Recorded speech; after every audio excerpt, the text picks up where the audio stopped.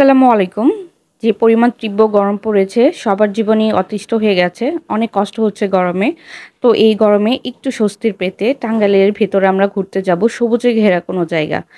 হঠাৎ করে যখন আমাদের প্ল্যান হলো যে আমরা সবুজে ঘেরা কোনো জায়গায় ঘুরতে যাব তখনই ফার্স্ট আমাদের মাথায় এসেছে যে কেননা আমরা টাঙ্গাইল পাবলিক ভার্সিটিতে যাই, যেটা সন্তোষ ভার্সিটি নামে পরিচিত। আমরা বলে থাকি সন্তোষ ভার্সিটি, আসলে এটার নাম অরিজিনাল নাম মাওলানা ভাসানী প্রযুক্তি ও বিশ্ববিদ্যালয়, যেটা টাঙ্গাইলের গর্ব, আমাদের সবার গর্ব। পাবলিক ভার্সিটিগুলো আসলে অনেক সুন্দর হয়, তার মধ্যে বেস্ট হচ্ছে আমাদের টাঙ্গাইলের ভার্সিটি, কারণ এটা আমাদের ভার্সিটি, তার জন্য আমাদের কাছে বেস্ট।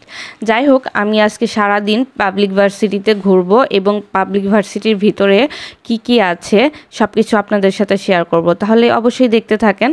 এই তো কথা বলতে বলতে আমি ভার্সিটির প্রথম গেটে চলে এসেছি। এটা হচ্ছে আমাদের ভার্সিটির প্রথম গেট।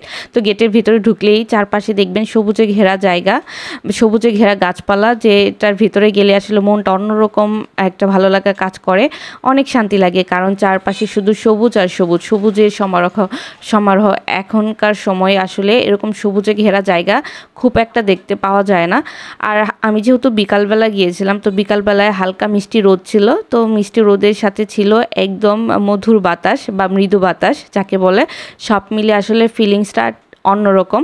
অনেকদিন পরে এরকম ঠান্ডা কোনো জায়গায় গেলাম এবং সুন্দর একটা জায়গায় গেলাম। তো এখানে আমার মেয়ে নিজে নিজে ক্যামেরা নিয়ে ব্লগ করার চেষ্টা করছে এবং ভয়েস ওভার দিচ্ছে।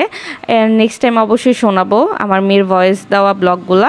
আর এইখানে তো প্রথমে ঢুকলেই দেখবেন যে সূর্যমুখীগুলা দেখতে পারবেন। এই ভার্সিটির প্রায় সম্পূর্ণ জায়গায় সূর্যমুখীর গাছ আছে, কম বেশি জায়গায় জায়গায় ছড়িয়ে ছিটিয়ে আছে, যে গাছগুলো আসলে অনেক ভালো লাগে। তো এখানে আপনারা চাইলে এসে পিকচার তুলতে পারবেন। আসলে যেহেতু ভার্সিটি এরিয়া অনেক বড়, তো আমরা হাঁটতে হাঁটতে অনেক ক্লান্ত হয়ে গেছি, তাই আমরা এই বট গাছের নিচে বসেছিলাম। আসলে এখানে এই বট গাছটা থাকাতে আমাদের অনেক সুবিধা হয়েছে, আমরা অনেক ঠান্ডা বাতাস পেয়েছি। আর এখনকার সময় তো আসলে বট গাছ দেখা যায় না। এখানের অনেক গাছ আছে যেগুলো 1000 বছর আগের বা অনেক বছর পুরাতন, 1000 বছর হবে কিনা জানি না, বাট অনেক পুরাতন গাছ। সেই গাছগুলো আসলে আমাদের জন্য অনেক উপকারী। এখনকার দিনে তো আসলে সেরকম কোনো গাছ দেখা যায় না, সবাই আসলে নিজেদের প্রয়োজনে গাছগুলো কেটে ফেলছে। আর এখানে দেখেন কিছু পুরাতন ভবনও আছে, যে এই ভবনগুলো আসলে আমার অনেক ভালো লাগে। আমার নতুন ভবনের চেয়ে পুরাতন ভবনগুলো বেশি ভালো লাগে। পুরাতন ভবনের পাশাপাশি অনেক নতুন ভবনও হয়েছে, যেগুলো দেখতেও আসলে অনেকটা সুন্দর। তো রোজমন এখানে ফুলের এখানে যে কিছু ছবি ওঠাচ্ছিল। আর দেখেন আমরা আরও ভিতরে যাচ্ছি। সবচেয়ে বেশি আকর্ষণীয় জায়গা হচ্ছে ভার্সিটির এই ভবনটা নতুন হয়েছে কিন্তু অনেক সুন্দর। তো যারা ছবি তুলতে চান বা ভিডিও করতে চান, এই ভবনের সামনে এসে আপনারা সুন্দর করে ছবি বা ভিডিও করতে পারেন।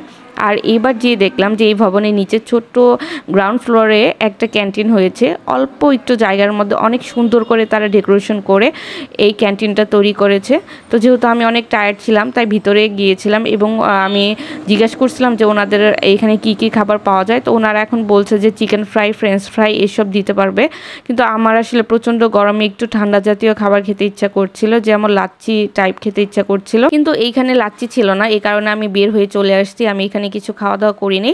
তো এখানে সিঁড়িতে নামার পরই দেখছি একটা আইসক্রিম মামা। তো আইসক্রিম মামাকে দেখে আমার খুব ভালো লাগলো এবং সেই ছোটোবেলার কথা মনে পড়লো। আপনারা যারা গ্রামে ছিলেন বা গ্রামে ঘুরতে গিয়েছেন অবশ্যই জানেন, ছোটোবেলা আমরা এরকম আইসক্রিম মামার কাছ থেকে আইসক্রিম কিনে খেতাম, সেম ফিল হচ্ছে আমার। তো এখানে আমি 2টা আইসক্রিম নিয়েছিলাম, একটা রোজামনির জন্য, একটা আমার জন্য। রোজামনি স্ট্রবেরির আইসক্রিম নিয়েছিল এবং আমি নারিকেল দুধের আইসক্রিমটা নিয়েছিলাম। এই আইসক্রিমটা খেতে সেই আগের আইসক্রিমের মতো টেস্ট পেলাম না, কিন্তু সেই ফিলটা হলো। তারপর আমরা এই তো ক্যাম্পাসের ভিতরে আরেকটা খাওয়ার জায়গা ছিল, একটা রেস্টুরেন্ট ছিল, যে রেস্টুরেন্টগুলো ক্যাম্পাসের ভাইয়ারাই তৈরি করেছে। তো এখানে বসে আমি গরমের জন্য লাচ্ছি খাচ্ছিলাম, বার্গার খাচ্ছিলাম এবং এই সুন্দর আবহাওয়াটা উপভোগ করছিলাম। সবাই ভালো থাকেন, সুস্থ থাকেন। নেক্সট ভিডিও দেখা হবে। আল্লাহ হাফেজ, আসসালামু আলাইকুম।